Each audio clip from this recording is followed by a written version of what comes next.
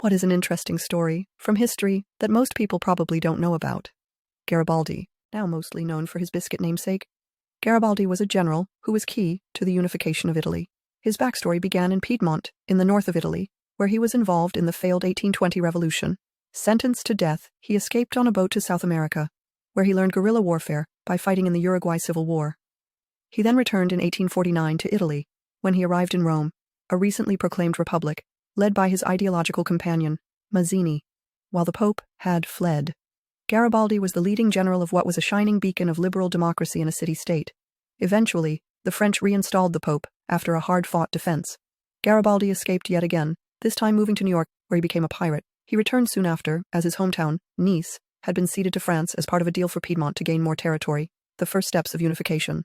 Cavour, another very important figure for another time, recognized the danger in Garibaldi trying to take back Nice, so he encouraged him to go south instead. Garibaldi landed in Sicily with 1,000 men. He left the island after conquering it with 3,000. He marched on Naples with 15,000, outnumbered by the Neapolitan army by 10 to 1. The king retreated to the river rather than face him, where his army slowly decayed away under siege.